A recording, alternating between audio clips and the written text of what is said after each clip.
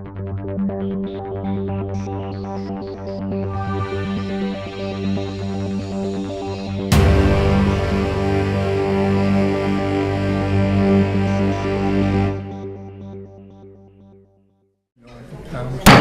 call this meeting of the Bay County Board of Commissioners to order on Tuesday, November 10th, 2015 at approximately 4 p.m. Could we have roll call, please? Durancheck. Here. Krieger. Excused. Bigot. Excused. Coonan. Here. Herrick. Here. Lutz. Here. And Tilly. Here. 5 members present. Thanks. We stand for the invocation and then followed by the Pledge of Allegiance. Almighty God, our Heavenly Father, we come before you this afternoon asking that you will bless this session of the County Commission. Lord, we ask that you will give to its members the courage of their own conviction, that they may work for the common good of all, with the strength of confidence placed in them by election to office. May your divine providence guide our county and bring dignity, prosperity, respect, and order to every citizen. Amen. I pledge allegiance to the flag of the United States of America and to the republic for which it stands, one nation, under God, indivisible, with liberty and justice for all. You have before you the minutes from 10/13/2015. What's your pleasure? Motion to approve. Moved and supported. Any discussion? Seeing none, all those in favor say aye. Aye. Opposed? Motion carries. We move to citizens' input. Anybody from the public that would wish to address this body may come to the podium and state your name and do so now. Anybody? Seeing none. Moving into petitions and communications, we have first of all, we do? Well, I think he's up for the presentation. Sorry. Are you up for the presentation or for public input? Presentation. Okay, so we're good at we're at the presentation. So a presentation on battery park renovation with Keith and Don and Dave. We're having a struggle here as to who ought to start this off. When we were, as a community, county and city, building the new library, the battery park kind of fell victim to the layout of the library, and it was not a happy time for the veterans in the area. They felt that Battery Park was a symbol of all of our conflicts, and that it ought to be protected. About a year ago, I felt, I'm a member of the library board, and I felt we ought to restore Battery Park.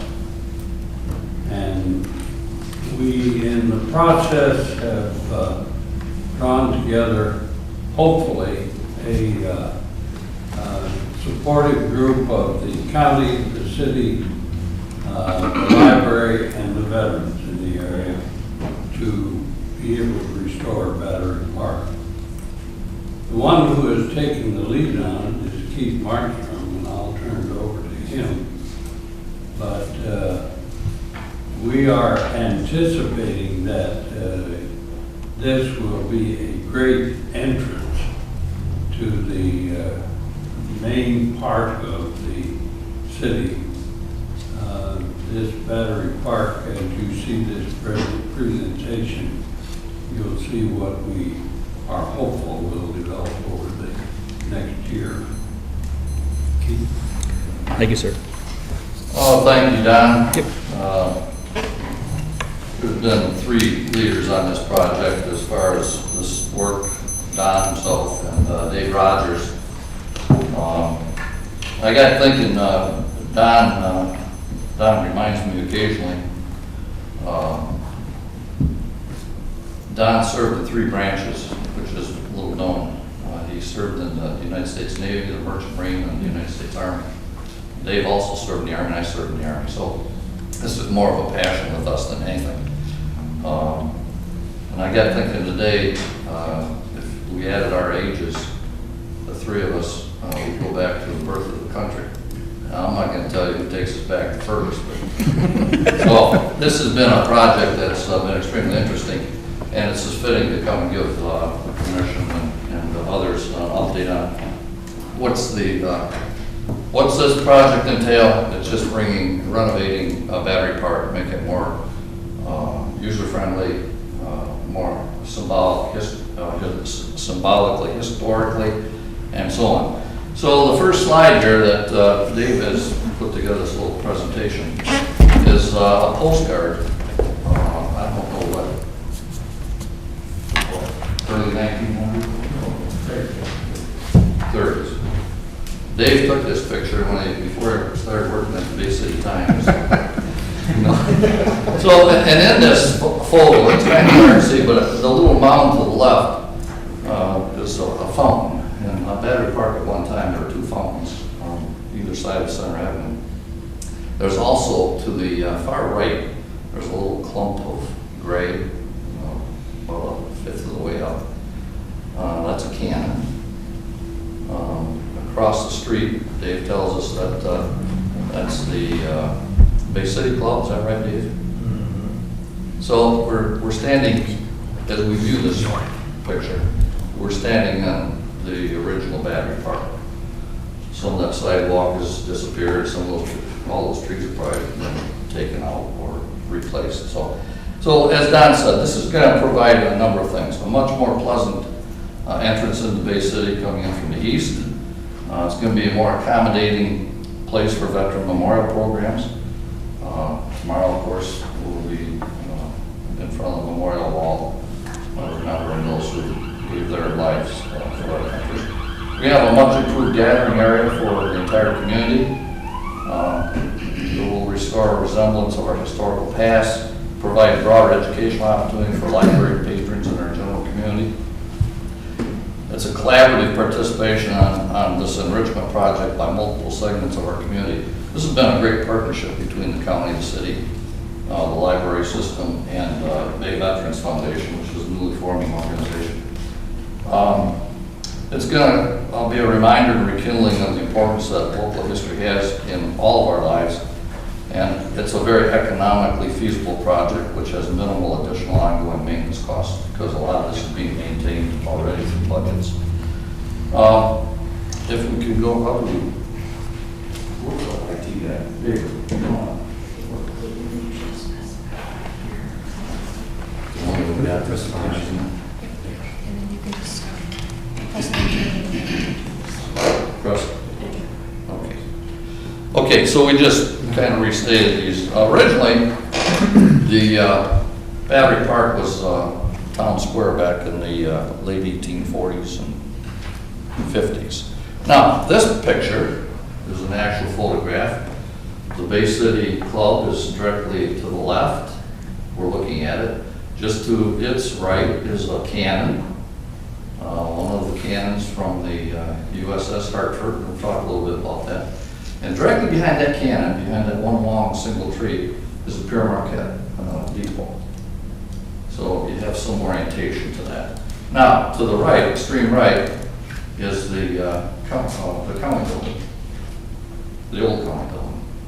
And then there's a little shack in front of that. And that's a traffic shack for the railroad. And we're going to talk a little bit about restoring that little symbol. So, what's our next one here? Okay, here's the layout. The library is, the front of the library is to the left. And those black walks that go out at an angle from the front of the library, and then on the other side they're mirrored across Center Avenue. Center Avenue bisects the park. Jefferson is, we should probably put the name on that. Jefferson is on the right between the two triangles, which goes towards the Pure Marquette depot. So that's Battery Park. A lot of people don't know that Battery Park is on both sides of Center Avenue and that it encompasses that whole area. And this was a proviso back with, we it James G. or James A. Burby? James G. Burby was one of our leading citizens who worked with the Bay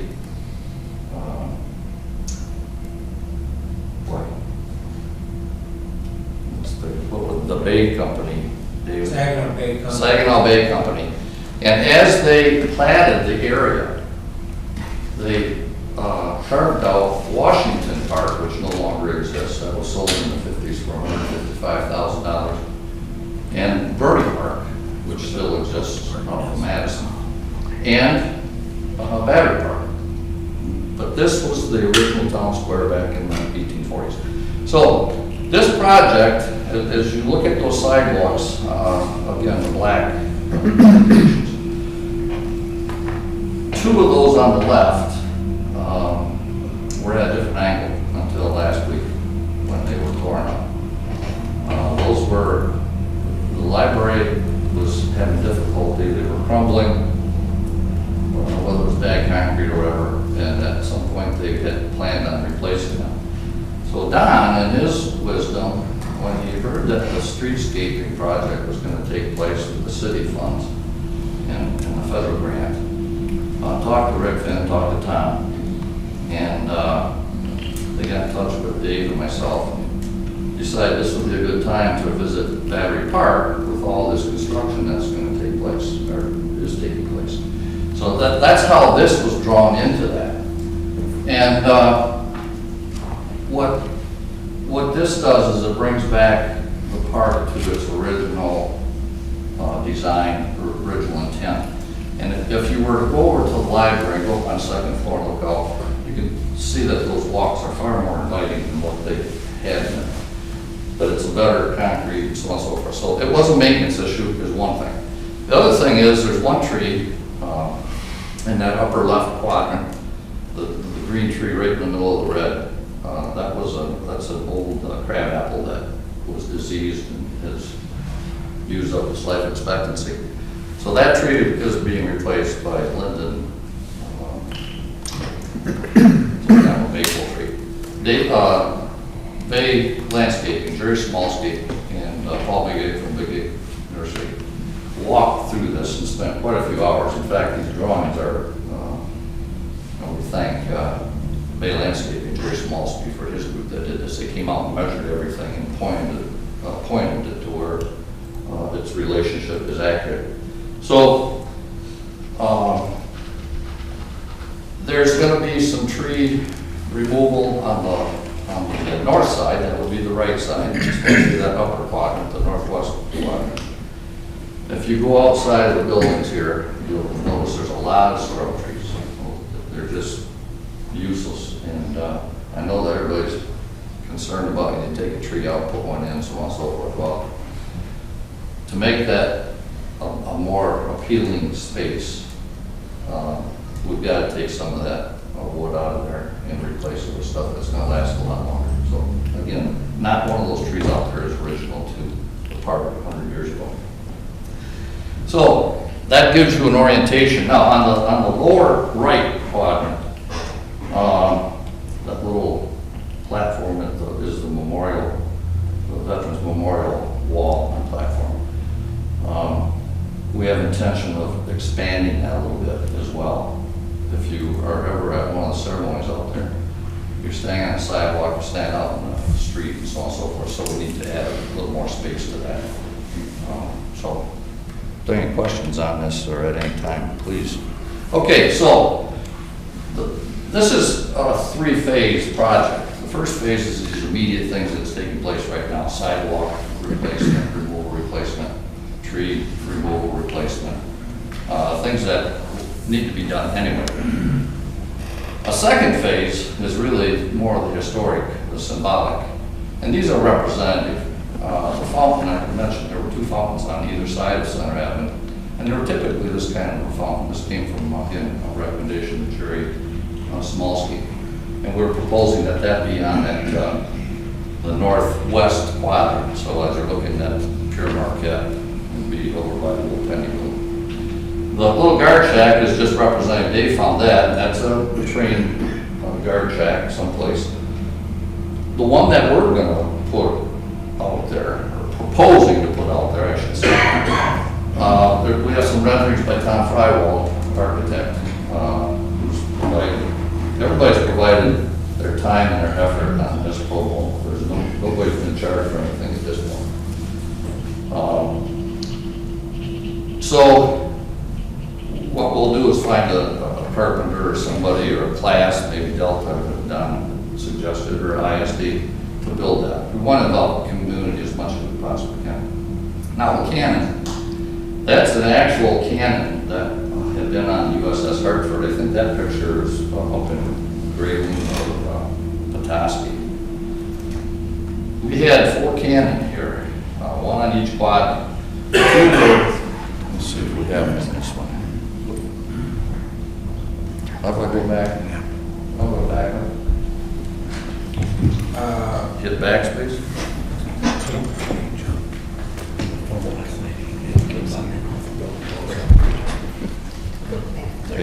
Page down. No, page up. Thanks, Deb. Focus on the can for a little bit. The USS Hartford was instrumental in recapturing or capturing New Orleans back in the Civil War. The Mobile Bay, down Mobile Bay, the USS Hartford was deployed under the leadership of Admiral David Farragut. Farragut was the first admiral. Congress created a special title for him. So it was really the formative years of our Navy. And that helped to hurry the end of the Civil War. And the significance of that is that 2 of the cannon came from the USS Hartford. Congressman Loud, who was out of Alpena and served this area, became friends with a South Carolinian congressman. And when he was visiting Charleston, saw some cannon and said, gee, that'd be nice to get back to Bay City. So that's the impetus of how this occurred. Early 1900s. So about 1907 to 1942, we had 8 cannon in this community, 4 here at Battery Park, 2 at the City Hall, and 2 at the Sage Library. But as World War II wound up, the War Production Board intervened and those cannon were given to them. The importance of this, to me, the symbolism of the cannon is the fact that they helped pull our nation together back in the Civil War. And they were used, melted down and used in World War II to help curb the spread of evil intentions around the world. So anyway, I think that that's significant for us, and a lot can be taken from that. So, okay, so the restoration elements of this project: concrete work, sidewalks, fountain, pad, but that's Memorial Extension. Trees, benches on the north and south sides. We're going to need some additional benches. The fountain, whether it's 1 or 2, right now we're planning on 1. Replica cannon and pads. It would be prohibitive if we could even find cannon, but there are cannon foundries, replica cannon foundries, and we're in communication to find out. It looks like that would be the most significant expense of this, about $70,000. That includes the cannon and the pad. That's a very, very ballpark estimate. And then the Pure Marquette Guard Shack, and which would double as not just a kiosk for information, but also donor recognition for those contributions that will come to support this project. And then we'll create a maintenance fund. So a total of about $110,000 if we're to accomplish all this. In-kind, there's already been some in-kind contributions from the library, the tree removal on the other side, spiral linden tree replacement. They've had to disrupt the sprinkler system and seeding, so they're doing that. Then ongoing maintenance on the south side, that's what they were doing anyway. The project coordination is the Bay Veterans Foundation. This is a foundation that both Dave and I serve on. We filed for 501c3. But currently, all contributions, all funds will be going through the library system. That will be the fiduciary, and we can pay back. So if we have costs here at the county, contributions from different grants and so on, the library has been paid out as their expense.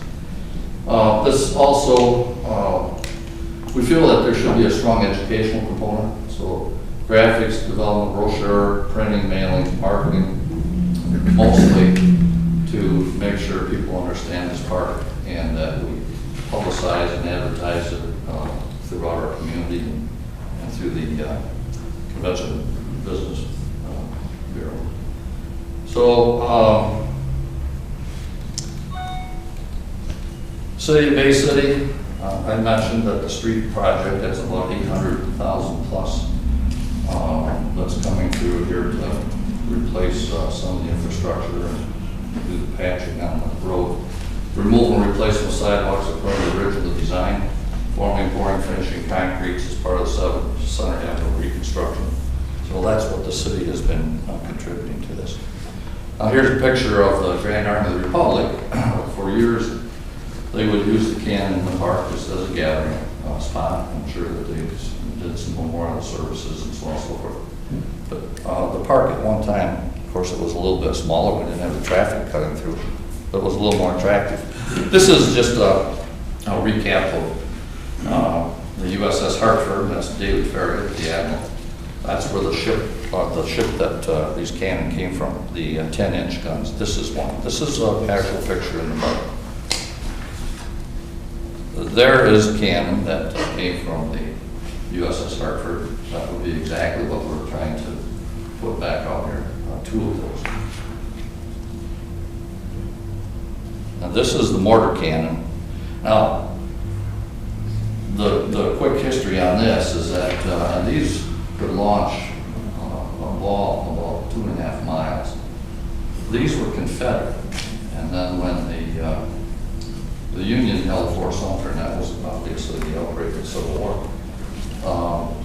Then when the Union retook the fort, these cannon were captured, and they weren't deployed, but they were Confederate cannon, not used so much in the Battle of Fort Sumter, but those were the ones that came up here as part of the work with Congressman Lowell. There's one on a ship. I think, and that's the last one I want to show. Again, there's the Bay City Club, and then the mortar cannon to the extreme lower right. So that's kind of it in a nutshell. If you have any questions, I would be glad to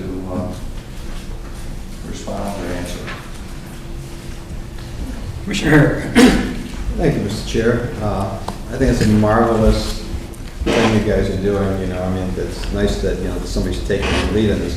But what do you consider a time frame for completion? Well, Don wanted it done last week, but I'm a little long in the tooth. but we agreed that we would try to do a rededication of this park on Memorial Day this next year. So at whatever stage and whatever phase we've completed, the big question in my mind again is going to be the cannon. And we'll even approach big cast. To me, it doesn't matter where they're cast, as long as they're good replica representations. So that might drag out. Phase 3 would be some additional things that we didn't present on here. But across the street at the library, there's room to put a gazebo up. That would be a nice area for some maybe evening concerts or reading or lectures and so on and so forth. Perhaps another phone. And then fencing. One of the first things that Don had thought about was decorative fencing. All the parks in this community at one time had a lot of wrought iron fence. That's the most single expensive thing. Cannon, about $70,000. But fence, even a limited amount, if we just put it along the walks, the angular walks, is about $65,000. Is it needed? No. It would be nice, perhaps, but those are things that could be added at a point in time. I think we need to find out what the increased utilization of the park might be, and then what other funding might come in over. I think that, I remember Battery Park when I was growing up, and we always went there, Santa Claus came to Battery Park. That's how I knew, I took my kids there. but I never knew the history of it like you just presented. I find it very fascinating. I think it's a great enhancement for the community, and I can't believe that everyone love what you're doing. I mean, it's a great memorial, you know, to Bay City. Thank you. Well, again, a testament to Don. This was his dream child. We're glad to work along with him. Commissioner Coonan? Thank you, Mr. Chair. Keith, phase 1 and 2, is that going to be completed with the proposed $109,000 or $110,000? Yes, that's right. Yeah. And is there a contract, is administration over here, Tom? And, Well, what's happening, Kim, if I might respond to that, this is kind of an evolving project. At first we were going to replace the walks and put some fencing up and flower beds. Well, as Dave got into this and uncovered some of these photographs and so on, it was like, hey, that guard shack would be nice. Let's talk about the cannon. So it's evolving. So I don't know what, there's got to be some discussion as far as more the detailed implementation, but we're ready to go and approach funding agents, foundations. So there's still some work to be hammered out and detailed. so in other words, that's the first, we got it in the packet, but do we need to discuss this more, or what's, Tom? Well, thank you, Mr. Chair. We do want to discuss how the county can be involved. The resolution and the contract, we would like those two items on the agenda to be referred back to administration, and then have some follow-up discussion, because as Keith mentioned, it really has been an evolving process. The first conversation I had was last spring when Don came into the office and said, this is what I'd like to do, and I said, anything we can do to be supportive, let's. And then I plugged Keith, and Dave said, hey, you need to connect up. And then we started, I've got a very long emails that I've sent out to various people, including board staff, as well as just other stakeholders in the community. And as Keith has said, and Don said, is that it really is a community project that involves a lot of different people. But I'm convinced, having watched various projects over the years start as an idea and then finish off, this will be just one more major asset to the community, particularly for people coming into town from the eastbound, or westbound, I should say. And as I said to Deanna, every time we go to Canada, you know, the town squares are one of the most important aspects of a Canadian town in Ontario. And I didn't know until just now that this was the equivalent of our town square. It is city-owned property, and so one of the conversations that we still have to have, or more discussion, is with the city manager and the city, and I believe that the next presentation of this is going to be next Monday night at the City Commission. That's correct. So, and what I'll do is my best to make sure that everybody is kept in the loop, and anybody that is watching this that's interested, we can add people, not only to keep them informed, but also to get some feedback. Kim, I have to say, I've not been involved in a project that's been so well received by so many people. Before we got to anything close to this, there were probably 40 people that had met to walk the grounds and give input. Credit to Rick Pavalos and John Morris and others here at the county. Rick Finn and his group over in his area, Bay County Library System, Tricia Burns and Kevin Isle. I mean, this has been really a gratifying project to this point. So I see it as a win-win-win. Thank you. If I could, Mr. Chair, I was thinking about other examples of how the county has been involved in projects that are not on county-owned property, and probably the best example that I can think of in recent memory is what's been going on out at the state park. You know, we don't own any of the state park land, but the efforts of the Save Our Shoreline grassroots and staff here and At one people. time, that was a city park. That's City park was a city park. so. Commissioner Coonan? Well, I do support it. I just wanted to know where we're going from here. We're going to refer back to administration, and you're going to, dot the i's and cross the t's and bring it back to us. I think it would be great for the community. So with that being said, I'll make a motion to refer back to administration. Well, can we receive the presentation first and then refer back to you? Okay. Moved and supported. Any discussion? Seeing none, all those in favor say aye. Aye. Opposed? Motion carries. Okay. Okay, and I'll refer this back to administration, and you do the things that you need to do and bring it back to us. Is there a second? There's a second. I just want to say to you guys that at the House of the Rock in Wisconsin, they have one of those mortar cannons. I'm sure they're not giving it up. He was an eccentric man. That's 20 feet high. I don't know how big this mortar cannon is, but it's 20 feet high with chains, with massive chains. It was on some big ship as well, but it was pretty cool to see, stand next to it. Anyways, with that being said, all those in favor say aye. Aye. Opposed? Motion carries. Thank you very much, gentlemen. Thank you for the opportunity. You will understand if for a couple of weeks I try to keep a low profile. I'm a graduate of the University of Nebraska.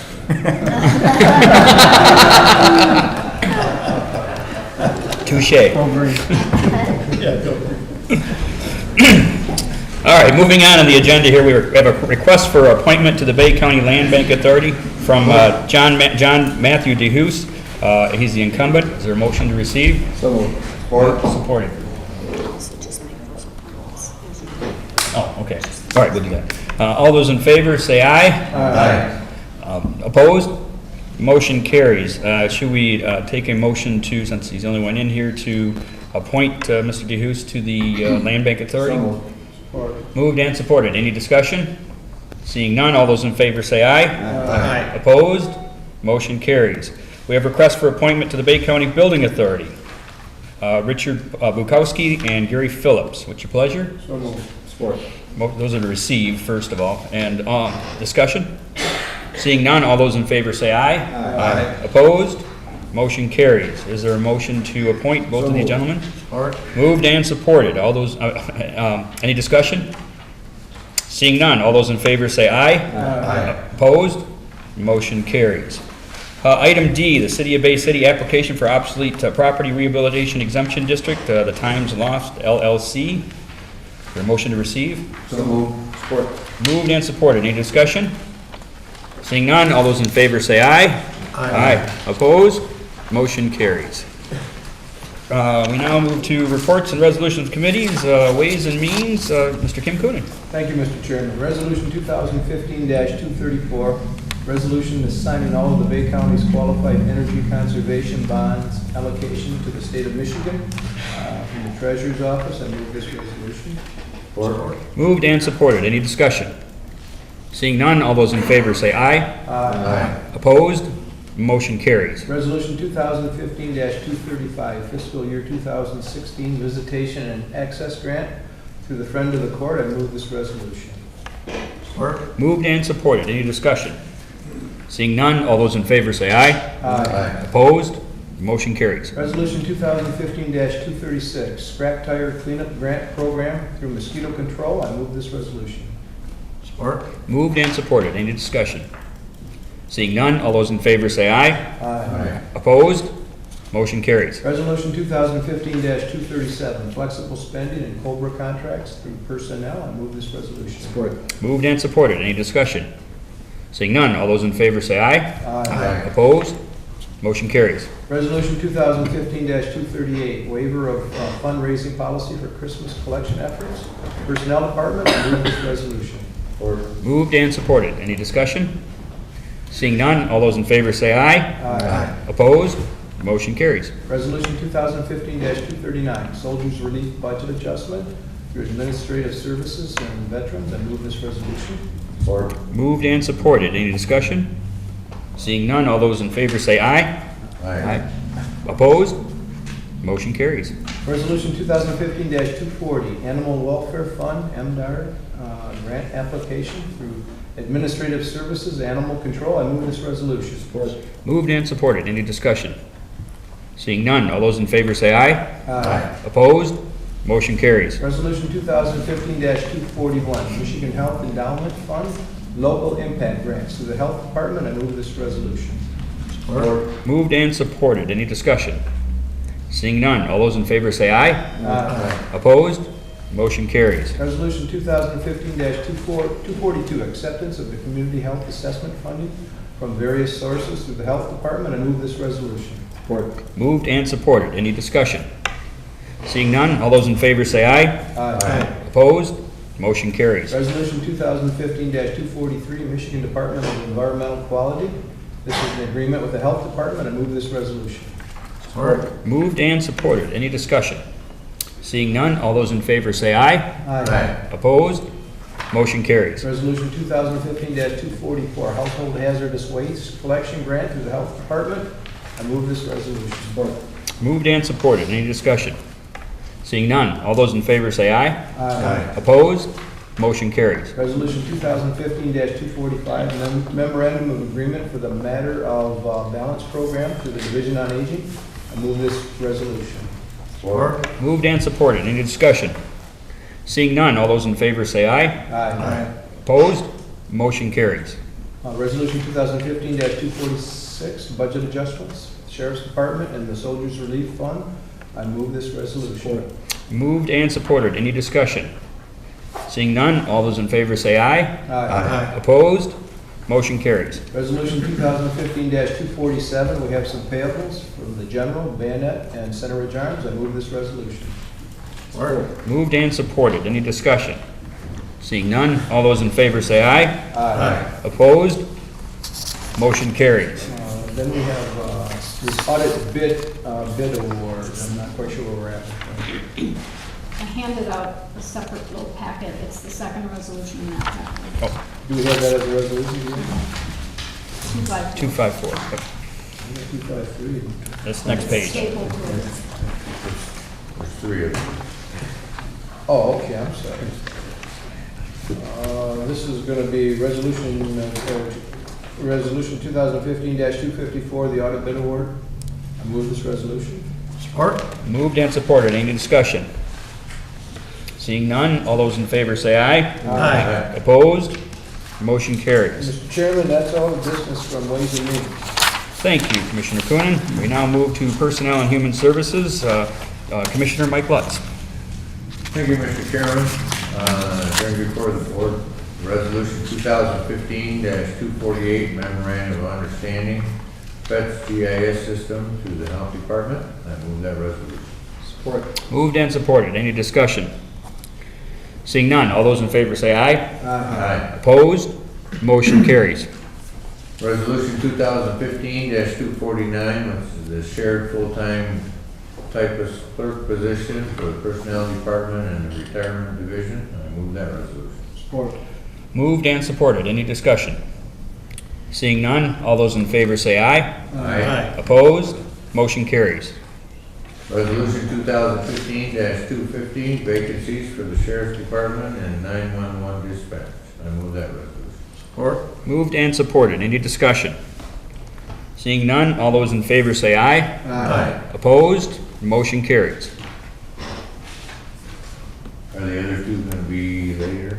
I think those will be new business, or under Board of Commissioners. Yeah. Board of Commissioners. That's all I have. Thank you, Commissioner Lutz. We now move to the Board of Commissioners. Mr. Kim Coonan. Commissioner Thank you, Coonan. Mr. Chairman. Resolution 2015-251. This is reports of the county executive. I move this resolution. Support. Moved and supported. Any discussion? Seeing none, all those in favor say aye. Aye. Opposed? Motion carries. Resolution 2015-252. This is the opposition to the extension of this disastrous trade policies. I do move this resolution. Support. Moved and supported. Any discussion? Are you going to have something to say? Well, you go ahead, Kim. If you want to talk on it as well, but I will. And in reading it, it's very, very complex. It is. Very, but I do agree with probably all of it, because as we have seen over the last 40 years, we have seen the erosion of the middle class, and most of it is due to greed.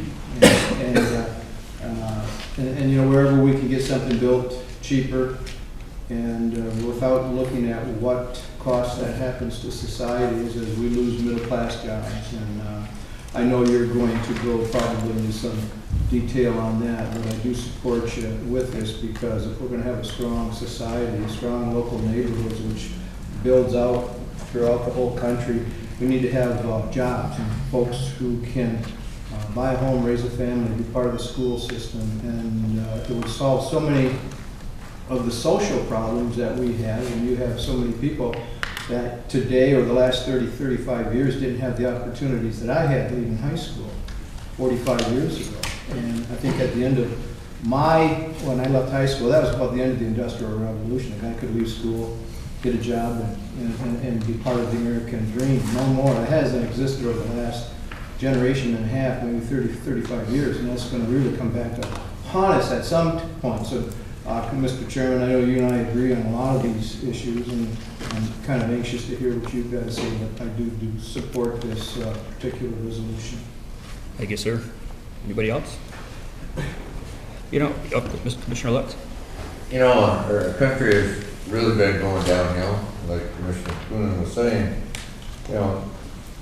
Back under World War II, we were able to mobilize to go ahead and turn our manufacturing over and start producing the things that we needed to fight our wars and defend ourselves.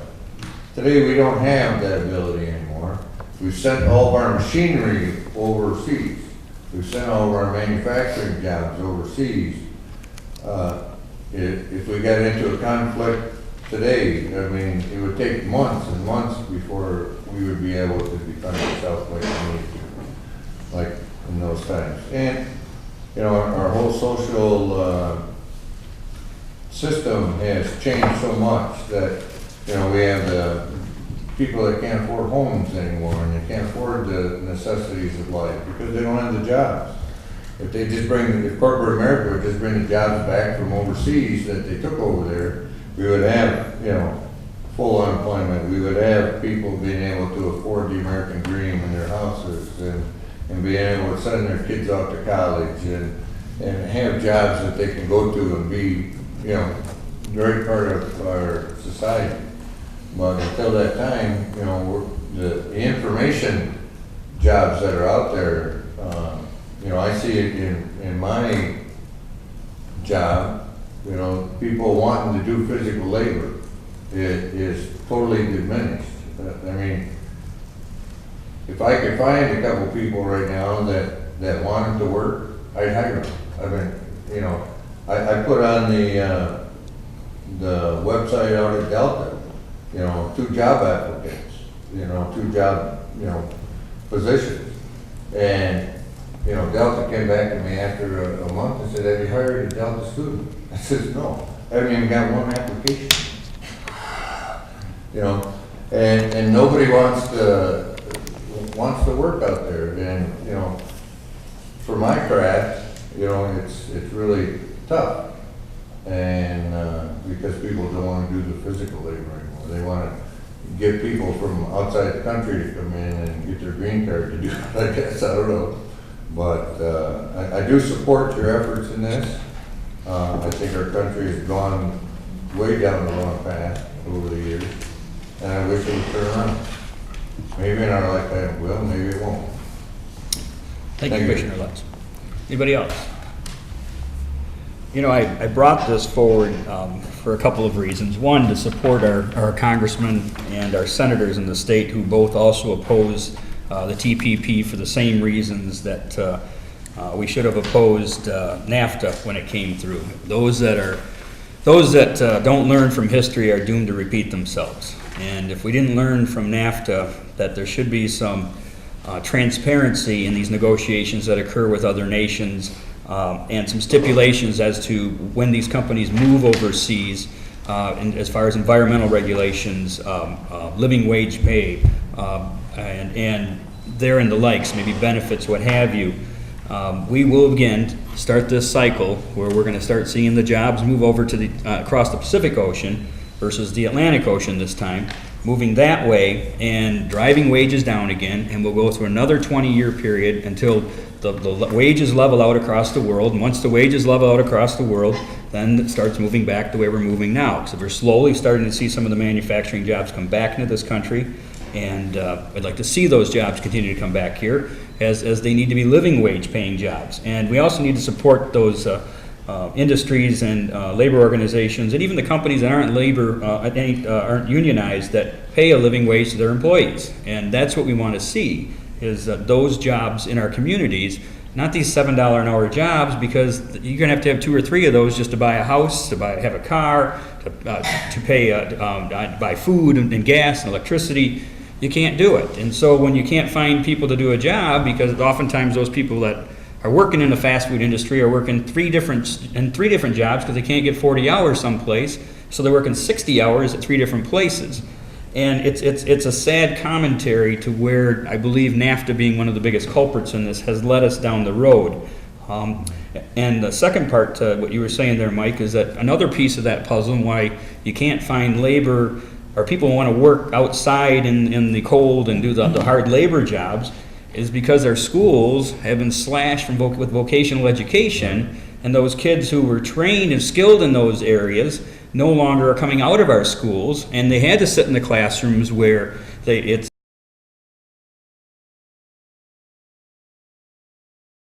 stop some of the overdoses that are going to occur. It doesn't stop the addicts.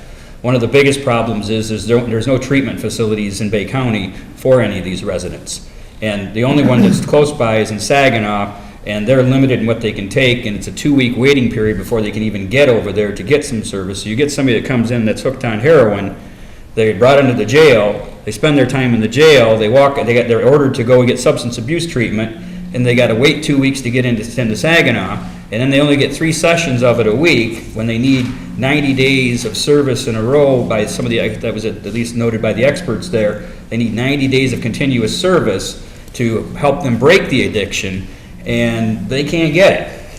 And the closest facility to this daycare is Birmingham, I think, or Bloomfield Hills is like the closest one that's around here that's 90 days and service. That's full time. So now we can't fix that solution overnight, and I understand that. It goes back to, again, like last year and the year before, as they cut community mental health, the funding there, where we're able to provide less services. They took the funds that we had specifically in Bay County, and now they spread all the way down to the Ohio State border. The big white elephant that I guess some people don't want to talk about is mental health in the state of Michigan, let alone the country.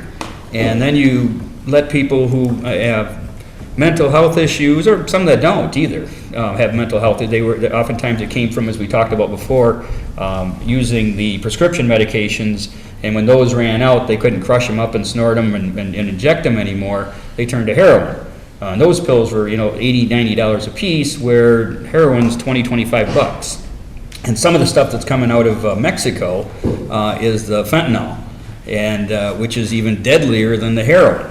And they're not even cutting it with the heroin, because a lot of the dealers don't even know what the difference between heroin and fentanyl is, and so they're selling it as heroin here, and these people are directly taking fentanyl. What I would like to see happen, at least, is that, and I know this is a small piece of the big puzzle, is that, and I talked about it, I think the last meeting when you were here, Joel, is that we get into the high schools. I know we're in the middle schools, I guess, and in some cases, and they're in the health classrooms in the high school, but having a heroin recovered, addict that's recovered, having potentially a substance abuse counselor, maybe one of the judges from the court, yourself or a sheriff's officer, make a presentation and show the effects to kids in high school on an annual basis. You do 9th and 10th graders at each, and I know there's a lot of high schools, it's a lot of work, it's a big project, but I'd really like to see the county take some kind of lead in this and put this thing together, this act together, and get into the high schools so that we can reach all of the kids in the high school, and maybe put a dent in, at least they're aware of the dangers that surround heroin and other drugs as well, but heroin, of course, being our most problematic issue right now. They said last year they had 16 overdoses that were reported. These are just reported to the police, and this year there's 153. It's a growing issue. So, and what they're also getting, the other piece before I let you talk here, is that a lot of these people they're not dealers. but they're buying it, they're users, but they're buying it to pay for their habits because it's so bad, and so they end up, they're gonna sell it, and they sell it to an undercover officer, and now they're a dealer. And we've got I've seen a lot of these articles in the paper, these 20-year-old, 19-year-old kids who had really no intent to be dealers, but were just trying to pay for their habit, and they get busted as dealers, and now they're looking at longer-term sentences. Oh, I mean, Joe, I'm just gonna throw it your way. I know I'm not, it's a big project. Well, I guess I can depress you even more. No. I will be back in the coming month to ask for a budget adjustment for the medical exam. We have exceeded I've heard this, yeah. the amount budgeted for autopsies this year due to the level of overdoses and deaths. I think that you're right on the money. This is what I call a three-pronged approach. It's a law enforcement problem that we can't arrest people and make go away. It is a medical problem that we just can't treat and have it go away. But it's also a public health problem that affects the health and safety of the entire population of Bay County and the surrounding counties here. I do want to point out, because there are some folks right now that are doing some good work with the Bay County Prevention Network, and they are getting into schools, but they're not doing enough. I talked to They're limited by the amount of resources. I spoke with Barry last night too, so. Yeah, but I think that you're exactly right. And in addition to the kids, we got to get to the parents too, so the parents understand and realize what's taking place out there. There's a number of anecdotal stories where parents come across and they have no idea that their kids are using until either one, they walk in on them, or two, that they overdose. And these are all someone's children, someone's parents, friends, brothers and sisters, so we should do everything in our power that we can. The other thing too, in relation to treatment, is really need to get with the medical community and increase the number of physicians that can prescribe Suboxone to treat that. That's unlike methadone. Suboxone is a directly observed therapy where it will take the edge off as far as the opiate addiction goes, but it doesn't get people high either. And if you try to get high with it, it will actually put you into withdrawal if you try to abuse it. So under heavily regulated circumstances, it can be an effective tool, but it's very expensive to do. And folks say, well, these people are going to kill themselves anyways, just let them go.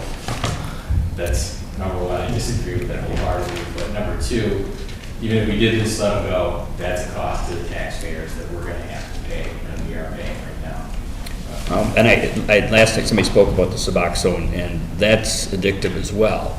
It is. So that's another It can be, but under cakewalk or a tightrope walk. Dude. pretty hard to abuse compared to methadone, which is more likely Yeah. to be abused. Commissioner Cooney? Thank you, Mr. Chair. It sounds like the program, which was educational, did a start in the community for people. I believe it was put together by State Rep Charles Brenner. Is that the one? That was the forum last night. Right. Yeah, he held the forum, yeah. Right, that's what we're talking about. Yeah, but this next step from that. Oh, I understand that. I understand that. Yep. What we're talking about was the discussion last night.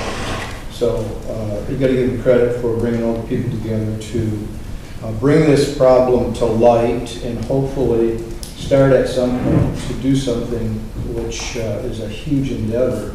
But you got to start somewhere. You can't start tomorrow. You got to start today. So hopefully, I'd rather see us budgeting more money, not for autopsies, but to keep people educate, whether it's through education or whatever other mechanism is available to treat people, because it is a public health problem. So. Other discussion? So I'll be in touch with you and see what we can maybe put something together and Absolutely. through emails and what have you and phone calls. So, all right. Thanks, Joe. I appreciate you listening and your input. Any other miscellaneous? Announcements. We have the 2015 appointments, November Land Bank Authority, one at-large representative. We just did that one. We did the Building Authority in December. We have the Division on Aging Advisory Committee, 4 two-year terms from Districts 1, 3, 5, and 7. Any other announcements? Seeing, is there a need for closed session? There is not. No need for closed session. Motion to adjourn is always in order. Is there a second? Support. Any discussion on that? All those in favor say aye. Aye. Opposed? Motion carried. We are adjourned.